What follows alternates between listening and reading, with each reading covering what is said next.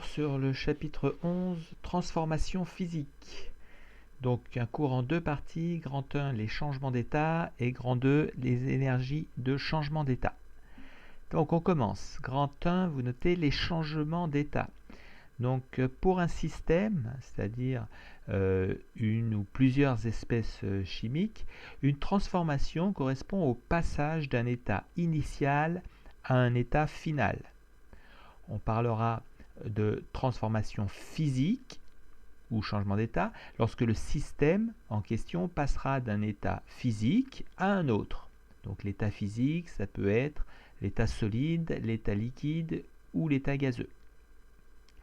Dans le cas particulier d'un corps pur, c'est-à-dire un corps constitué d'une seule espèce chimique, le changement d'état se fera donc pour une pression donnée à température constante.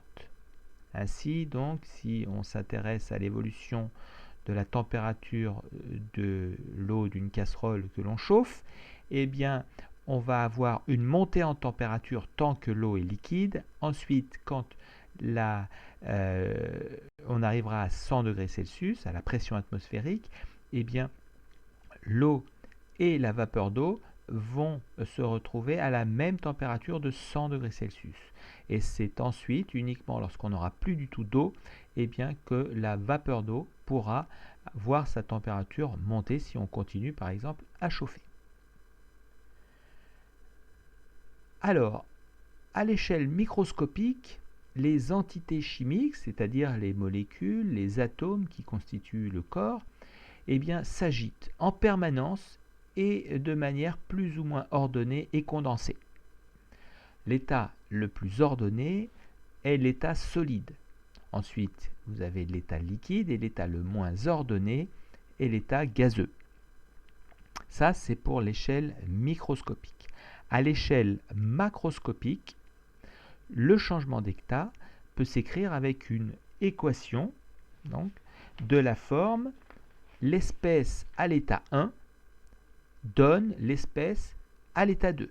Donc c'est la même espèce qu'on trouve de chaque côté de la flèche, mais avec des états différents. S pour solide, L pour liquide, G pour gaz. Voilà. Alors, les noms des différents changements d'état sont à connaître. Donc, c'est le diagramme. Donc avec l'état solide, l'état liquide et l'état gazeux représentés, et des flèches entre chacun de ces états. Donc quand on passe de l'état solide à l'état liquide, c'est la fusion, le changement d'état inverse, c'est la solidification. Quand on passe de l'état liquide à l'état gazeux, c'est la vaporisation, et le changement d'état inverse s'appelle la liquéfaction. Enfin, quand on passe directement de l'état solide à l'état gazeux, c'est la sublimation. Et l'inverse de la sublimation, changement d'état inverse, c'est la condensation. Deux remarques. Tout d'abord, l'évaporation et l'ébullition sont deux formes différentes du même changement d'état qui est la vaporisation. Deuxième remarque, la dissolution ne doit pas être confondue avec la fusion. La dissolution, on l'a vu dans le chapitre 2, c'est la mise en solution d'un soluté dans de l'eau, généralement dans un solvant qui est l'eau, généralement, permettant ainsi avec de l'eau d'obtenir une solution aqueuse. Donc dans cette solution aqueuse, on va avoir une majorité d'eau avec un petit peu du corps qui aura été dissous. Ça n'est pas du tout le cas de la fusion où on retrouve uniquement le corps, pas d'eau, mais dans un autre état. Passons à présent à la partie grand 2, énergie de changement d'état. Donc, on va voir qu'il y a des transformations endo et des transformations exothermiques. Une transformation est dite endothermique si l'énergie du système augmente. Alors le système, ça peut être ici un glaçon. Alors donc que l'énergie du milieu extérieur va diminuer. Donc dans une transformation endothermique, le système reçoit de l'énergie. Eh bien, Les trois changements d'état suivants, la fusion, la vaporisation et la sublimation, sont des transformations endothermiques. Passons donc aux transformations exothermiques. Une transformation est exothermique si l'énergie du corps diminue, alors que l'énergie du milieu extérieur augmente. Le système, le corps en question, libère de l'énergie.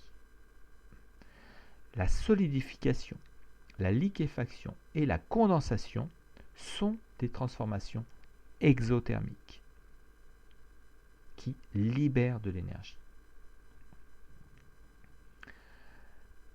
L'énergie échangée entre le corps pur, le corps, et le milieu extérieur peut se calculer à l'aide de la formule Q égale M fois L, avec Q l'énergie reçue par le corps, qui s'exprime en joules, M la masse du corps en question, qui a changé d'état, en kilogrammes, et grand L l'énergie massique de changement d'état du corps en question en joules par kilogramme, ou joules kilogramme moins 1.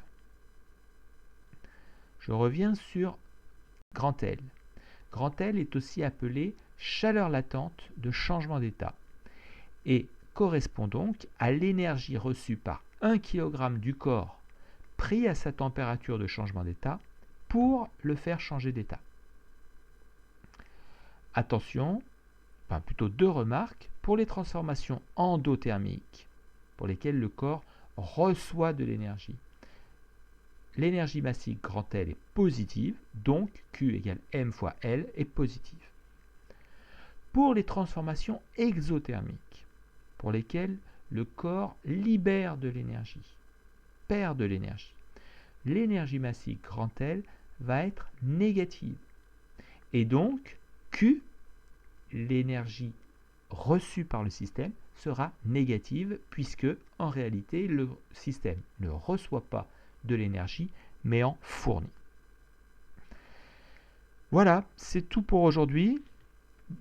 Bon travail, bonne recopie et à bientôt.